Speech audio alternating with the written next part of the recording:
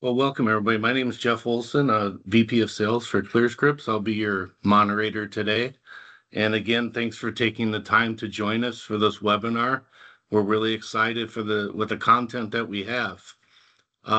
So I'll just start off. I think we're all aware of the PBM scrutiny in the industry as it stands today. We've got the FTC, we've got DOGE, we've got 168 laws in 50 states addressing PBM reform, and we even have pending House and Senate bills also addressing PBM reform. So nonetheless, there's a lot going on.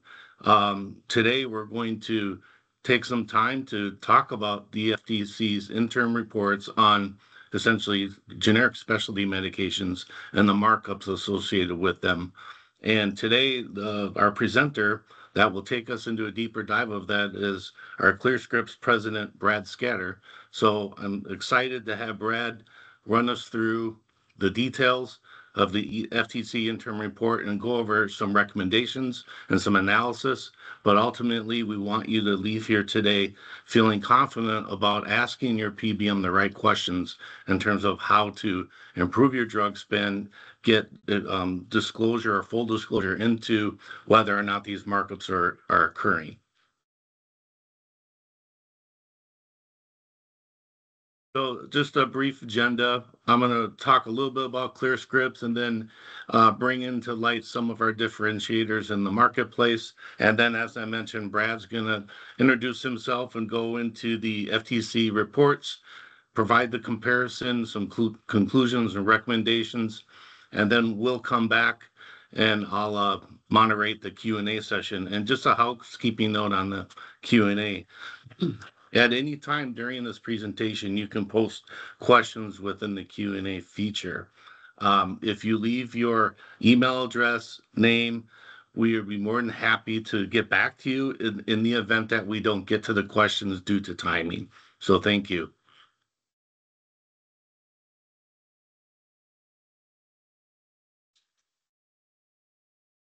So just a little about ClearScripts. It's always nice just to put a little bit of a plug in, nothing excessive, but 20 years of service this year. So I want to congratulate ClearScripts and the staff of 20 years of PBM service in the industry. There's a mission driven, we are mission driven, non for profit PBM Worldwide Fairview Health out of Minneapolis, mission driven. So, we are big believers in our vision of fiduciary stewardship and putting patients first, not shareholders. So really driving that patient success through access, affordability, and lowest drug costs through outcomes. We are a mid-market sized PBM. So, what I like to say about that is we have the service and capabilities as the big three, and we perform them equal to or better than the big three. There's a lot of mid-market PBMs in the industry at this time, and we're all, in a sense, working together to provide more hope in the industry and change so we can create some more, greater momentum, be industry partners, but create more momentum around transparency and lowering cost. Our market strategy and focus. So as we sell to the industry, our primary partners are TPAs, brokers, and consultants. From a client mix perspective, this is where we're a little bit different, is that we are tribal entities, we are tribal nations, and we're very successful at it. My counterpart, Kyle Johnson, runs that shop with the tribal nation side, and we are very successful. I would say nationally, we are the best PBM in that space. We are obviously healthcare focused, 340B focused with our partner with Fairview. I think that's rather obvious, but that's another space that we are very successful in and good at. School districts, we have a lot of school district clients today, and I would say that we manage them very well. But one thing is school districts are sensitive clients, and we know that. We know the budgetary constraints. So we really want to take that white glove service and help them better understand their pharmacy benefit, reduce the complicatedness, reduce disruption, and make their lives a little bit easier. And then finally, commercial clients. So we tend to do fairly well in the mid-market space here. So everybody has a different definition, but I would say like 800 members to around 2,000 members is where we like to be in that commercial space. And then transparency. Everybody's heard of transparency, right? It's an overused word, but I'll tell you something that as a PBM, we provide rebate reporting at an NDC level. So what does that mean? So as a client, you get a rebate check, and typically there's a lot of the captive PBMs don't really provide any type of remit around what that check means. So we're providing NDC level information to help clients understand what that rebate check means, like drug mix, inflation, industry factors that can impact that rebate check. So it's a conversation that they can have with their consultant around, what can we do better to go leverage lowest net costs and those types of things.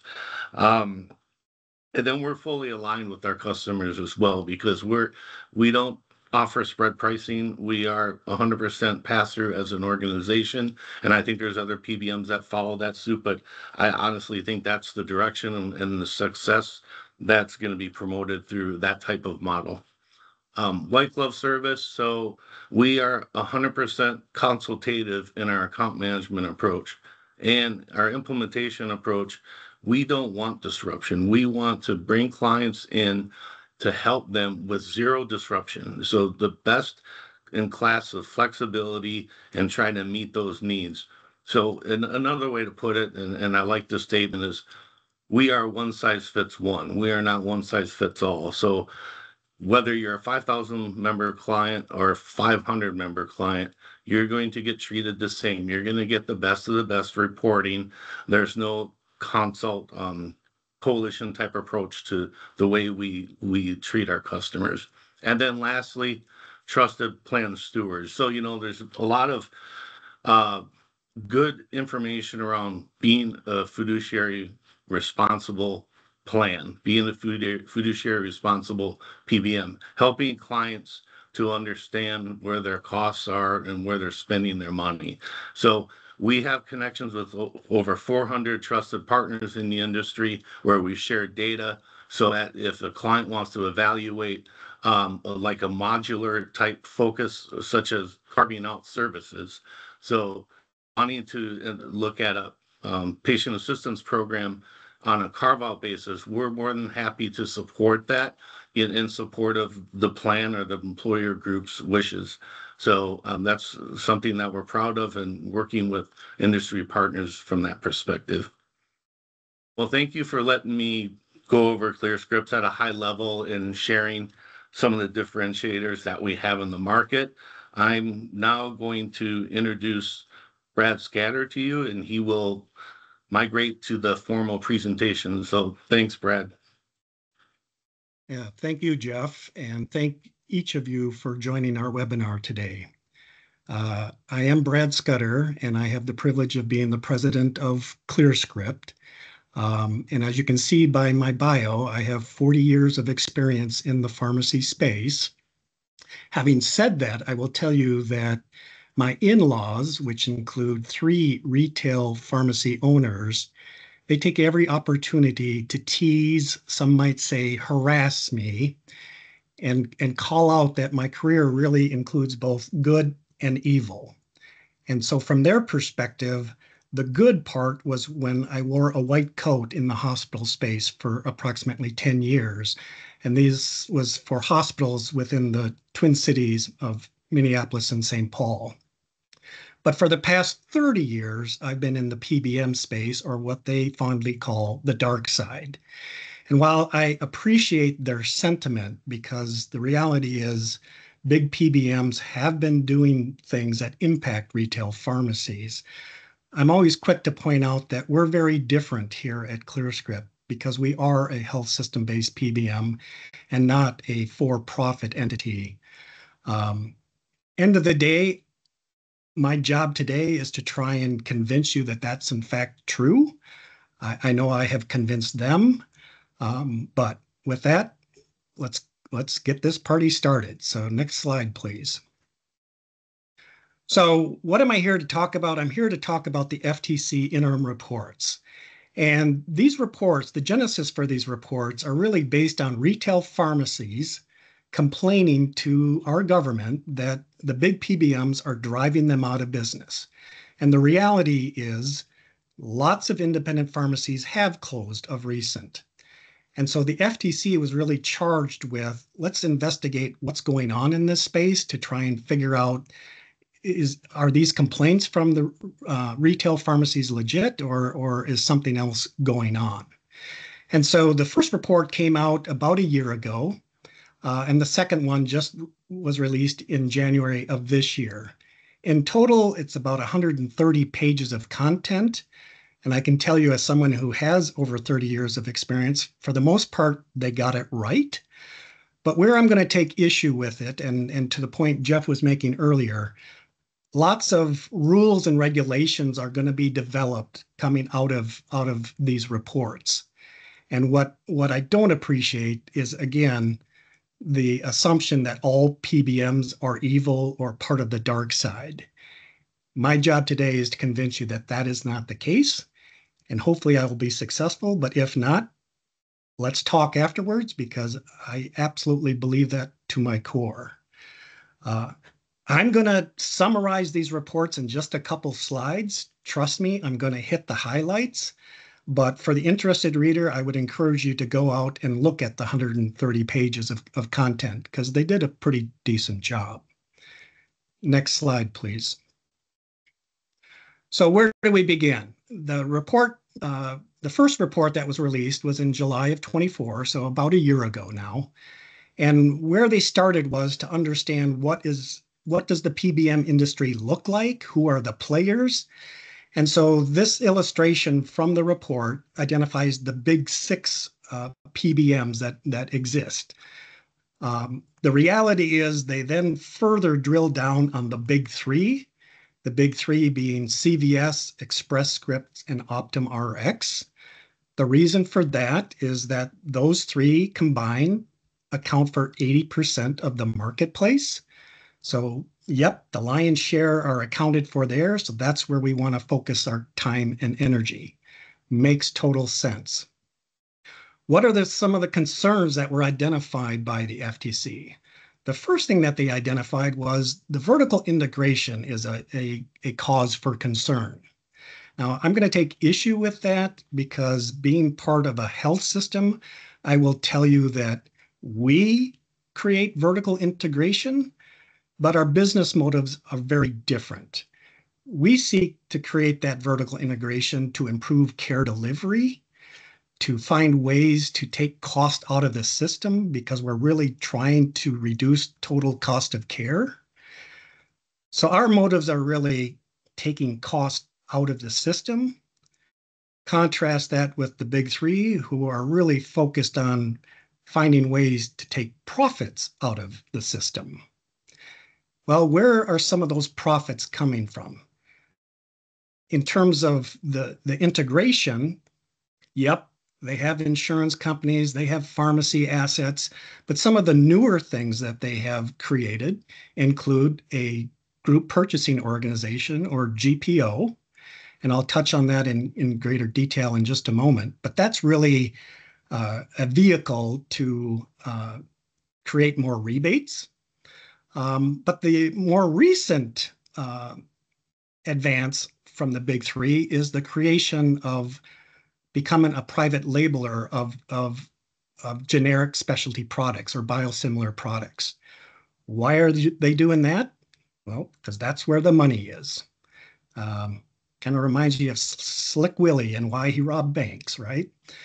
But in terms of why are the big three doing that? With 80% of the market share, they know they can steer it to their biosimilar products. And what they're going to tell you is that their product is cheaper than the brand name product. And it absolutely will, and there absolutely is value to that.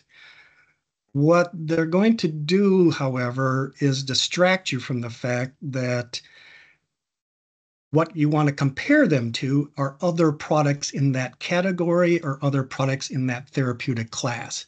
How aggressive are you in your pricing? Because end of the day, as a PBM, what I'm trying to do is to leverage competition as a means to, again, take cost out of the system. If they become an owner of a drug, how confident are you that they're going to drive those costs down? Methinks not so much. Next slide, please. With regards to the GPOs, so the group purchasing organization, the FTC did a nice job of framing what was the original intent. The intent was to aggregate the purchasing volume of the PBMs lives as well as any other partners that want to get on board. And by doing so, that's going to deliver even greater rebates than what could be accomplished on your own.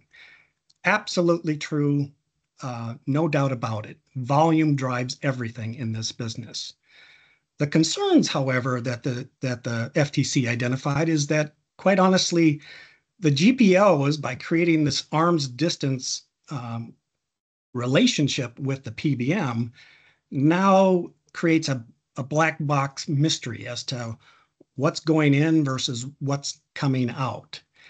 You know, in the past, PBMs had that within their four walls, and some liken the activity in that space as, you know, a shell game, or others would say whack-a-mole, in terms of how clients or consultants could figure out where the dollars were being hidden. But I think what we're seeing now is the big three are becoming more sophisticated. And so they've moved from a shell game to now more of three-card Monte. And so you're constantly trying to figure out which cards are being played and which cards, you know, what exactly do they mean? What that means in real life is that there is a fee structure that is being retained by the parent organization, and that then typically is not passed on to you, our clients.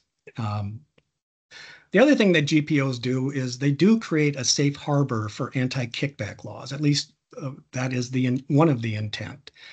But you'll notice that several of these GPOs are actually offshore. And so whether or not those laws apply or not is a question mark. And the other question mark is, what sort of audit capabilities do you have if an organization is located in Switzerland or Ireland? Next slide, please.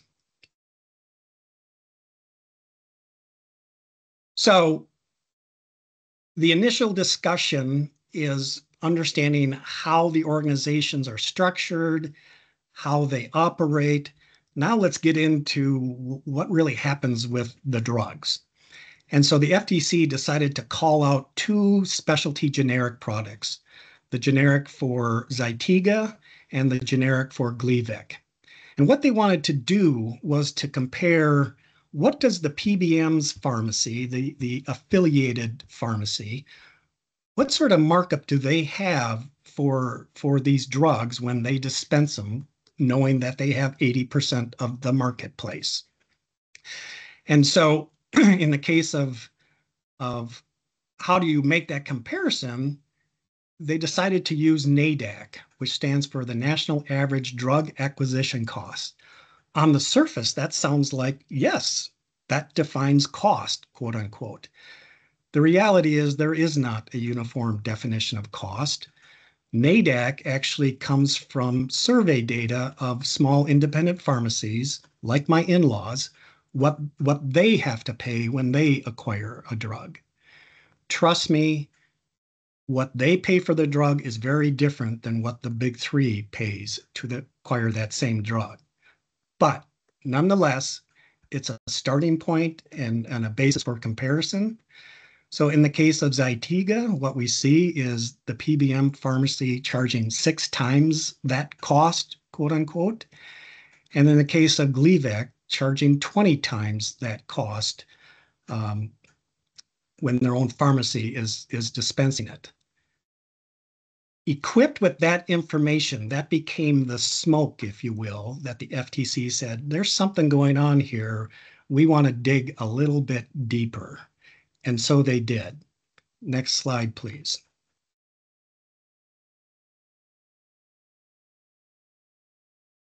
So in the second report, the one that was just released here in January of 25, they expanded that view from 2 generic specialty products to now 46 products. And what they wanted to understand, and they looked at this both in the commercial and Medicare space, but for the most part, I'm going to stay focused on commercial since that's where we spend most of our time. But they wanted to understand, what did that markup look not only at the PBM-owned pharmacy, the affiliated pharmacy, but they wanted to understand, what does that markup look like at the unaffiliated or the retail network pharmacies. So what they came up with were a few different buckets of markups. So those less than 10%, those between 10 and 100, those between 100 and 1,000, and those greater than 1,000% markup over NADAC. And what they noticed was that the drugs with the lowest margin, those less than 10%, those tended to be dispensed by the unaffiliated or the retail network pharmacies, versus those with the higher margin products, those tended to be dispensed by the PBM-owned pharmacy. So you had kind of this right shift based on margin. Next slide, please.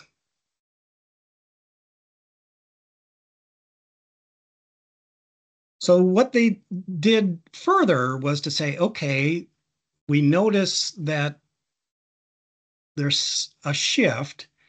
We're not sure if there's actual steerage that's happening, but let's look at it based on an individual drug basis. And so the 46 drugs are listed out, and you can, it's a bit of an eye chart, but we fit them all here on the slide. What you note is that there's different colors mapped out at the drug level. Now, some of those colors have numbers and some do not. What's the difference? If all 3 of the big 3 provided data, then they provided an aggregate average for the big 3. If less than 3 provided data, then they just provided the color because they didn't want to be accused of disclosing proprietary information.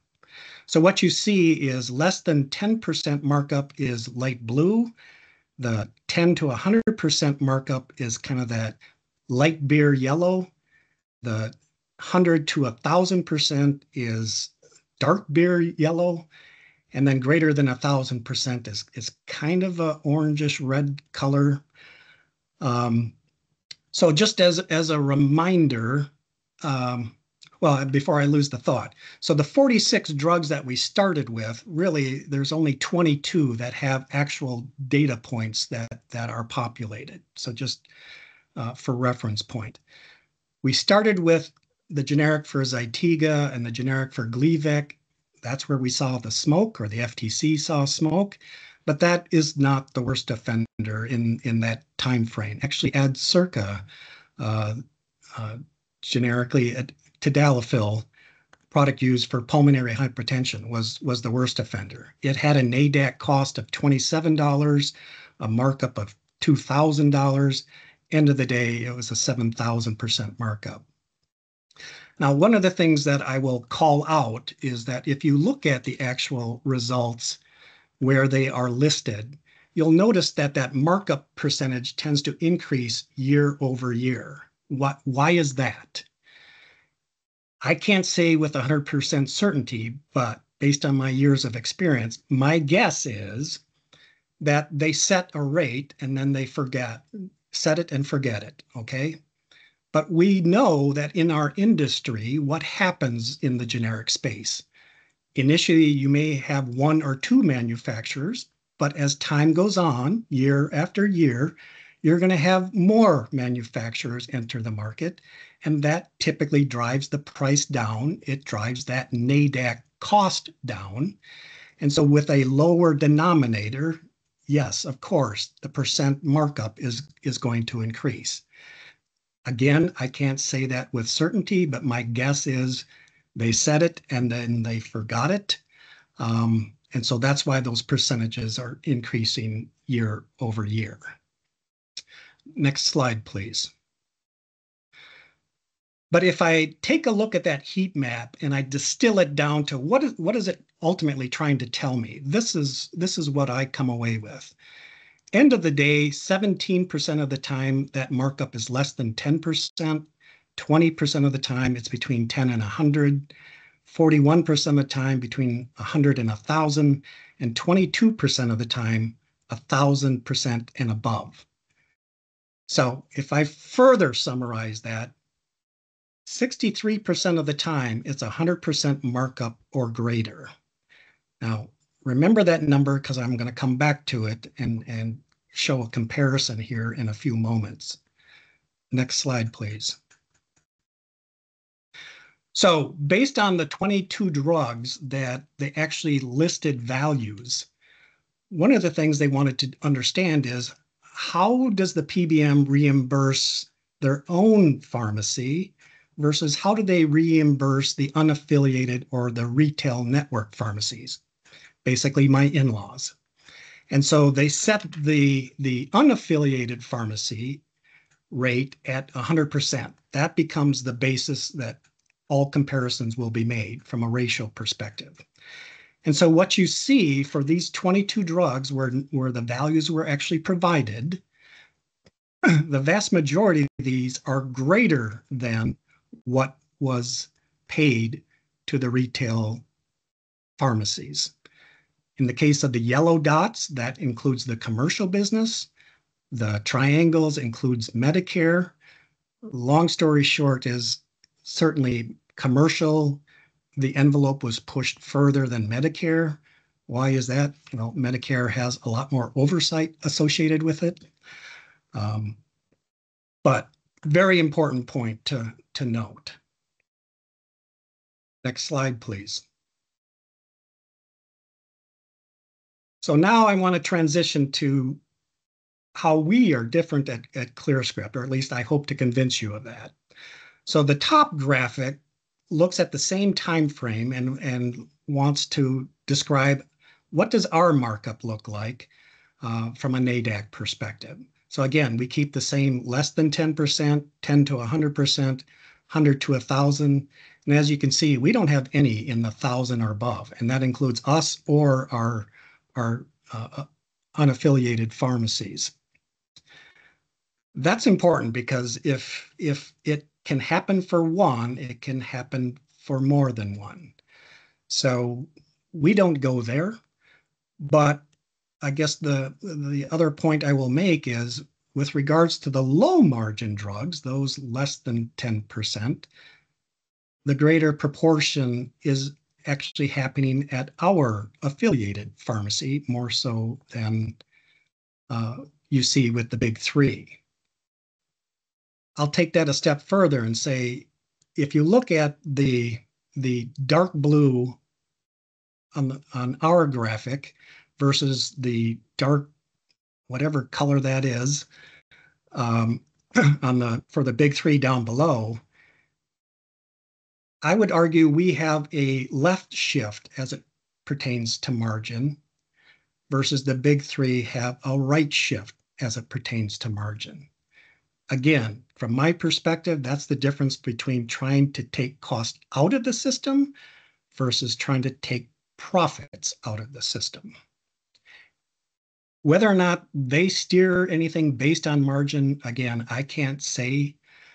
What I can say with certainty is we do not. So next slide, please. So I decided to create a heat map similar to what the FTC did.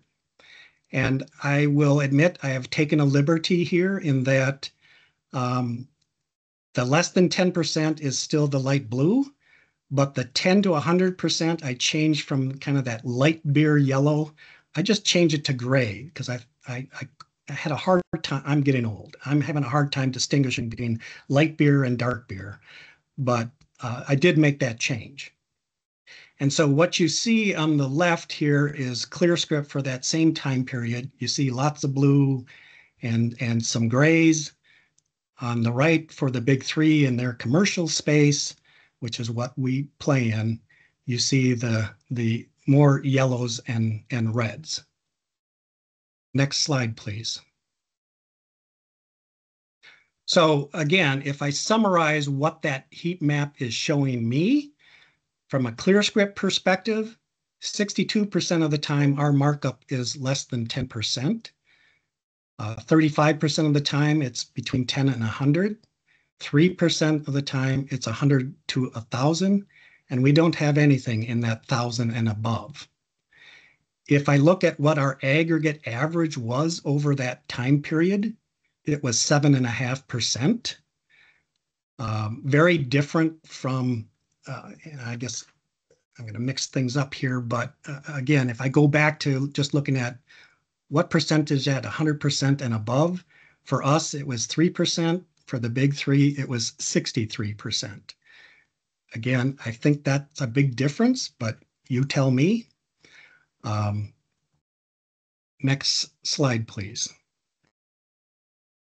Oh, one of the things I've neglected to point out is while our aggregate average was 7.5%, I did look forward in data for 23 and 24, and we have seen that markup percentage increase to the 30th percentile. Again, I attribute that to the fact that more competitors have entered the market and driven that NADAC cost down, and so the markup percentage as a result then increases. But I'll show you at the end that that didn't impact our pricing because we're still and always trying to figure out ways to take cost out of the system. And to that point, this slide reinforces it.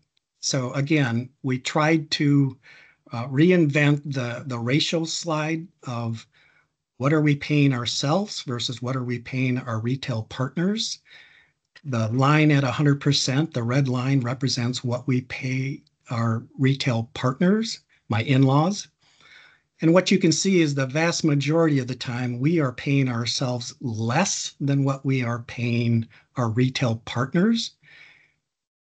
From my perspective, intuitively, that makes sense because if you're going to send me volume, I should provide you a discount for that volume. That is how we take cost out of the system. So this graphic was not a surprise. Quite honestly, I'm not talented enough to kind of create the side-by-side comparison of the big three versus our values. But it would have been more impactful if I had. Next slide, please. So I want to be respectful of your time, so I've gone through these results very quickly. But end of the day, my assumption is that clients should always expect transparent and reasonable business practices from their PBM. In the case of the markup percentage, again, from my perspective, the big three represented by the dark blue here, you have this right margin shift. ClearScript in the light blue, a left margin shift. From my perspective, that's because we're trying to take cost out of the system, not take profits out of the system. There is a difference between what the affiliated pharmacy and the unaffiliated pharmacies. And I think ultimately that's based on what the business motives are. Again, are you trying to seek profits or are you trying to take cost out? End of the day, as I mentioned, if you're going to allow me to be your pharmacy, then I feel an obligation to provide affordability and accountability by reducing cost and not taking advantage of you and gouging you by inflating them just to benefit my profits and my shareholder value. So I've gone through that information very quickly. I hope I've convinced you that we are different. I definitely do not like being combined with the dark side evil empire. If that's how you view it, we are different. And hopefully I just proved that. But I'm going to turn it back to Jeff to see what comments or questions you have. But again, I thank you for your time and attention today. Thank you. Brad, thank you. Excellent presentation, insightful and compelling. So I think I speak for everybody Thank you very much. Folks, if you haven't already, please submit a question through the Q&A feature. And if you leave your name and email, we can also get back to you if we run out of time. We'll start with this question we received. How can we find out if our current PBM is engaged in these pricing practices, and how can we spot this in our PBM contracts? Yeah, Brad, great question. Yeah, thank you. great question. So you're not going to see anything like this in your contract per se, but you need to be a motivated consumer and ask your PBM the tough questions, which is, can you share with me what our rates of reimbursement and markup are? Now, that's probably going to require you or them to get access to that NADAC or other cost information. It's doable, but I will tell you that you will probably meet some resistance in your request. But you need to be a smart consumer, and it's important to understand, again, who's going to benefit from their activities. Am I, as a client, going to benefit, or are they and the shareholders going to benefit based on those practices? Great question. Yeah, thank you. And I'll add to that as well. As a customer, as a client or employer group, you have a right to select your pharmacy distribution, how your channel, whether that is being promoted to you through an affiliated relationship or not. You have the ability to choose that and get more information, as Brad alluded to. So thank you, and great question. Another question that we have is, do these markups primarily affect specialty drugs, or are generics and brand name drugs impacted as well? Yeah, again, another great question. So, I mean, the focus on specialty is, again, a bit of a no-brainer because that's where all the money is right now, right? Are there variances, in the markup of generics and brands? Absolutely. But, in the case of traditional generics, I mean, there's other mechanisms that address that in terms of a MAC program. Again, typically, when you don't own the generic product, you're driving and hoping that the competition will drive that cost down, and that will drive the reimbursement down. Again, a good vehicle for taking cost out of the system. So, this is all very new in the specialty space, since we're just finally getting, enough products available. I mean, yes, you will see those MAC'd, and that will assist things, but we still have work to do here. Thank you, and thank you for that question. Next one, what measurable impact do these markups have on employer plan costs and member out-of-pocket expenses? Yeah, great question. It increases everything, right? And so, that really, not only was it, I probably should have added more detail on the FTC reports themselves. It wasn't just retail pharmacies that were complaining. It was also consumers that were complaining that, hey, I go, to this pharmacy and it costs X, and then I go to this pharmacy and it's, Y plus Z. What is going on? Help me understand. And so this absolutely has an impact on the membership and the client's drug spend. So it's not something that you want to ignore. So. Thank you. And maybe this is more of a clarifying question, but what's the outlook or opinion around how this may impact biosimilars? Well, biosimilars are going to continue to come out, and we absolutely want them to come out because, again, that's going to reduce cost relative to the brand name product. The question becomes, with the big three now becoming a relabeler, a manufacturer in effect, what's going to happen with the competition? Are they all going to find some steady state that makes them all fat and sassy? Or is the competition going to drive those costs down like a typical generic, typically what we would expect? So that's still a big question mark, and one that I absolutely would call out if you have one of the big three is, yeah, if you're going to steer me to your own biosimilar, then I want to understand how I compare to other products in the category or other products in that therapeutic class. And if you're not driving those costs out of the system, then it may be time to look elsewhere. Yep, private label biosimilars, excellent response. Thank you for the question.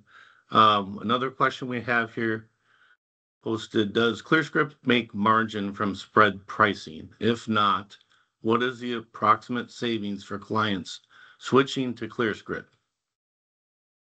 Yeah, great question. So from the get-go, we have been a pass-through organization, and I know it's become the buzzword for everyone to claim. But as it stands, every one of our contracts is and always has been pass-through. So for the past 20 years. In terms of when we compare ourselves to other traditional spread models, what we see on average is a 10 to 15% savings by leveraging the pass-through capability. Now, having said that, if a client is absolutely, demanding that we do a spread model, we can do it. We just advise against it. But end of the day, client's always right. So I'll defer to how they want us to do it. But our recommendation is always pass through. Thank you for that response. Folks, if you have questions, please feel free to submit them through the Q&A feature. That concludes the questions that we've received this afternoon. So I want to thank everybody for attending. And again, if you still want to post a question, just leave us your contact information and we will get back to you directly. Additionally, if you have any further questions, you can reach out to me directly or Brad as it relates to the content of the presentation. But again, I want to thank Brad for your expertise in walking us through this important information and arming our industry partners with the confidence to ask the right questions and to make the right decisions as a result of those questions. We will be sending out a follow-up email with a link to our webinar recording and a survey so you can provide feedback that is useful in creating the future webinars and podcasts. So if you don't have any additional questions, I want to thank you, and I want to thank you for your time, and have a great afternoon. Thank you, everyone.